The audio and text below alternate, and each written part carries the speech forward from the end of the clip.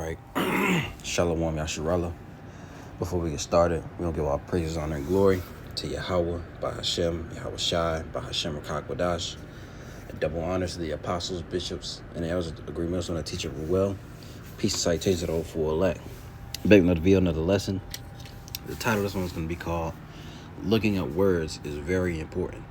All right, and especially if you're in the truth, where call yourself a Hebrew Israelite, you must look up words. Not just, of course, in the scriptures, we got to look up words because a lot of the things that's in the scriptures aren't, you had different meanings. Like, of course, Gentile and Gentile. We know that Gentile is usually referred to heathens, Ammonites, Moabites, Edomites, such and, etc. But can also be referred to as Israelites as well. That took on the heathen ways or grew up in heathenic customs. Okay, and that's shown throughout the scriptures all the time. But also even in in your personal life. A lot of people use different words and don't know the meaning of them. We're gonna get a few, Lord willing, but I want to read something. This is 2 Timothy 2:15. It says, "Study to show thyself approved unto the Most High, a workman that needeth not to be ashamed, rightly dividing the word of truth." And let's get this word.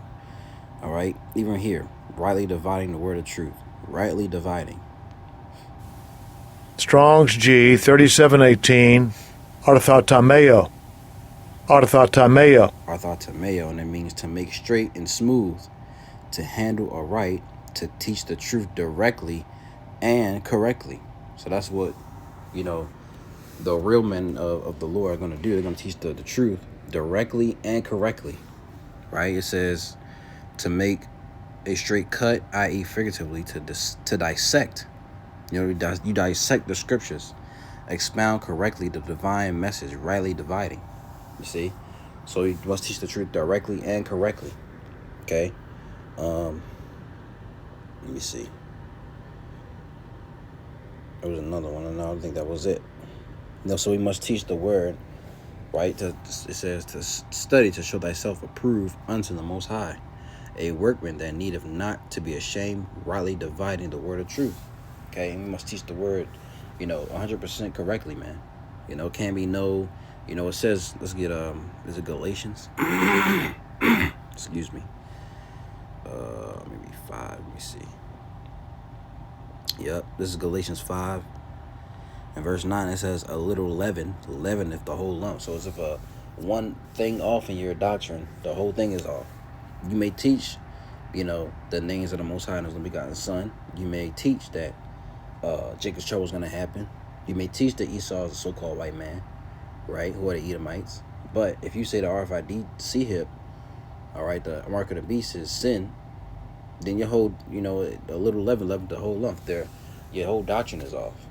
Even with the word, even with that, the mark of the beast, people take that, right? Let's get it. Mark. This is Revelation 13:16. "And he causeth all, both small and great, rich and poor, free and bond, to receive a mark in their right hand or in their foreheads." Now, this word mark, this is in the New Testament. It's in the Greek, okay? Mark is what? The Greek word charagma. And it says a stamp and imprinted mark. Let the mark stamped on the forehead or the right hand as the badge of the followers of the anti-Messiah or Antichrist. It says the mark branded upon horses, right? And this is clearly when we read these definitions, it's given a physical description. Things carved, sculpture, graven work of idolatrous images. Okay, and it says a scratch or etching, i.e. stamp as a badge of servitude. So this is a physical description that is given. Nothing about this says spiritual or sin, right? And the root word of that is karax.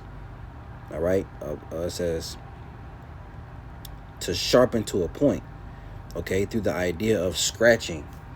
So it clearly gives a physical description, right? But let's get Ezekiel, I believe 9:4, or was it 9? Yeah. This is 9:4. It says, "And the Lord Yahweh said unto him, Go through the midst of the city, through the midst of Jerusalem, and set a mark upon the foreheads of the men that sigh and that cry for all the abominations that be done in the midst thereof. Now you get this word mark. This is in the Hebrew, okay? And the word is tawah, okay?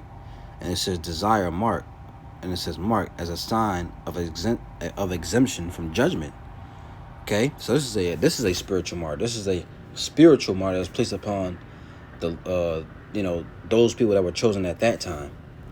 This is something spiritual, but what was Revelation 13:16, that's something physical. And why would Esau give you something? He's not even spiritual himself. He's a carnal man. He has no spirituality in him. He doesn't even believe in a higher power. Or he does, but they think they want to be on the same level, or they want to be higher than the Most High. You see what I'm saying? So looking up your words is very important. That was just an example I gave you. Marking Ezekiel 9:4 and marking Revelation 13:16.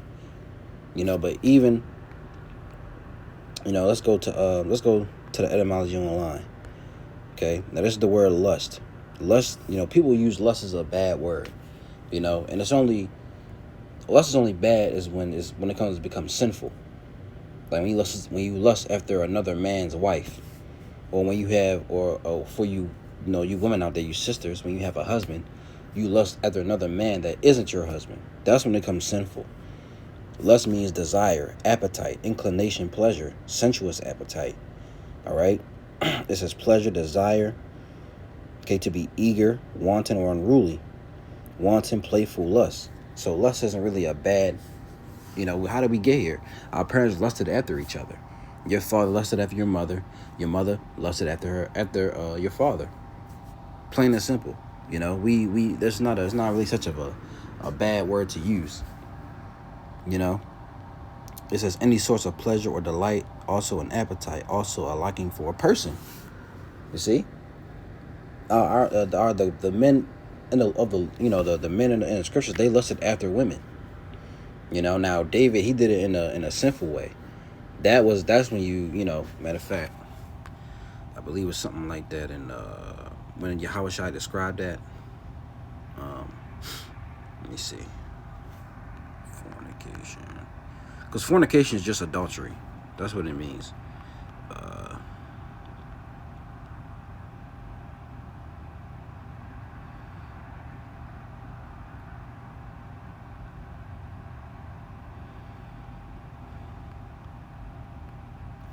Matter of fact,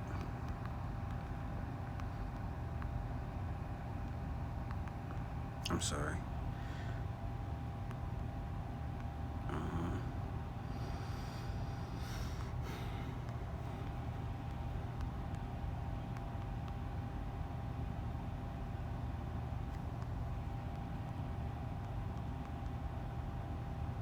Yeah, look at this. This is Matthew 5:28.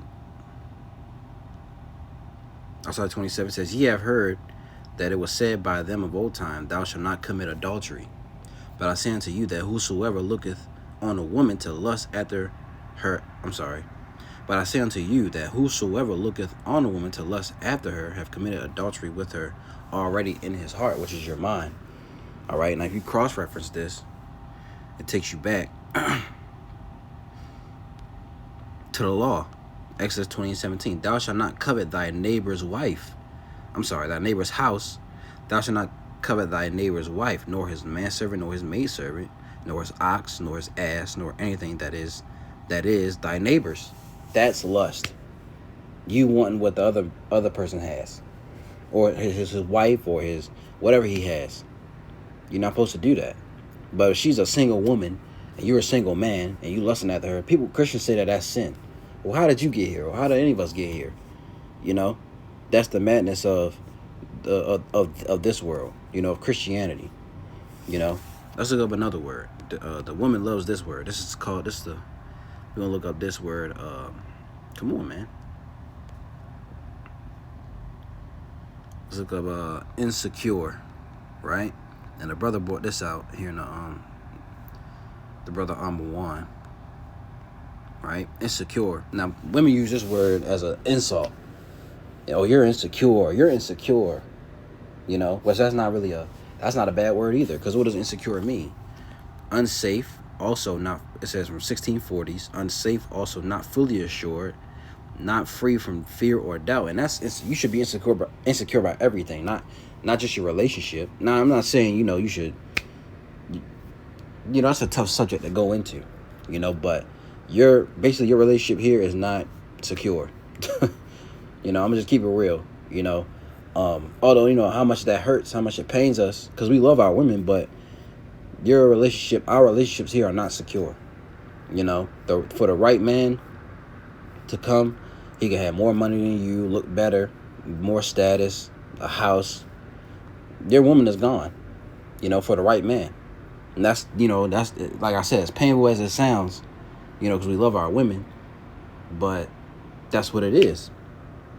Not just your women, though. Your bank account isn't secure. Your house, your car, none of that is secure. This life we have nothing is secure. Everything can be taken away just like that. The government can come and take your house. The government come and freeze your bank account. Take your apartment, take your car. They can come and repo if they wanted to. Nothing here is secure. Everything is insecure. All right, it's unsafe. Okay. Let's see if it says more. See, secure, it says without care or fear. We live in fear. Our lives are insecure. Your life isn't promised. The Lord can take away your life the next day. Because we live in fear. That's a part of the curses. But secure without care or fear, dreading no evil. You see? Free from care, quiet, easy. In a bad sense, careless, reckless. All right? So we don't have a secure life. Everything here is insecure. It's not your bank account is insecure. It's not, because what is secure? Security. Insecurity. Let's look that up. Let's see what to give us for that. Look at that. Insecurity. State of being unsafe. Also, lack of assurance or confidence. Okay? Apprehension. So, nothing here is secure, man. So when people try to insult you, saying that's insecure, you shouldn't think like that, that's insecure. Well, nothing here is secure. Not just relationship-wise, but money-wise. Your bank account's not secure. You can wake up with your bank account wiped away. All your money is gone. So people become ignorant of and people, and not just people in the world, but Israelites as well. Those are the truth. They don't want to look up words. They don't want to look up meanings of words. IUIC said the English is good enough for me. That's what they said. So that's being ignorant. You don't want to look up words. That's not teaching the people correctly. You're not teaching the correct doctrine. But let's read this. I had this in the class Ecclesiastes, right? This is the prologue. Okay, wisdom of Sirach of Yahushua, the son of. I'm sorry, slow down. The prologue of the wisdom of Yahushua, the son of Sirach. All right, I'm gonna jump down a little bit. It says right here, wherefore, I wish I could highlight it, but I can't. But it says right here, wherefore, let me entreat you to read it with favor and attention, and to pardon us, wherein we may seem to come short of some words, which we have labored to interpret. For the same things uttered in Hebrew and translated into another tongue have not the same force in them. And not only these things, but the law itself and the prophets and the rest of the books have no small difference when they are spoken in their own language. You see? Let's look this up let's get the GNT. It says, let me urge you then to read this book carefully and with an open mind. And please be patient in those places where, in spite of all my diligent efforts, I may not have translated some phrases very well. What was originally written in Hebrew does not always have exactly the same sense when it is translated into another language. That is true not only for this book. That is true not only of this book, but even of the law itself, the prophets, and the other books. The translations differ quite a bit from the original. So you have to look up words. You have to go into different Bibles. That's what we do here. The elder, he brings out different Bibles, get different words. You had to do things like that. If that's your lot. People have different lots, but you still have to look up words. No matter what you're doing. You know, like we went to Revelation 13:16 and Ezekiel 9:4. You have to look up words, man, because just because it says Mark in here and Mark there doesn't mean it's the same thing. You know, in the old Bible, that word in Revelation 13:16 is character. You know, you can look that up. We can look that up on the etymology online. Right?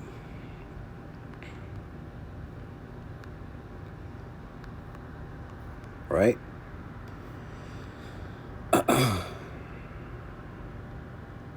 Is it character or let me see? Yeah, look, character or character, mid 14th century, character, symbol marked or branded on the body. See, symbol or drawing used in sorcery. So, what does that sound like? That sounds physical, branded on the body. What does that sound like? The MOTB, the mark of the beast. So, looking up words is very, very important, man. Not just in the scriptures, but also in your personal life. As we, use a few examples: lust, insecurity, and I'm pretty sure there's more words. But Lord willing was edifying. I'm gonna leave it there. Looking up words is very important. So we must look up words. We can't be like everybody else, but you're just ignorant and don't want to look up nothing. No, you have to study to show yourself approved. So Lord willing was edifying. You don't give all praises, honor, and glory to Yahweh, Bahashem, Yahweh Shai, Bahashem, Rakakwadash, and double honors to the apostles, bishops, and the elders of Great Millstone that teach every well. Peace and citation to for elect.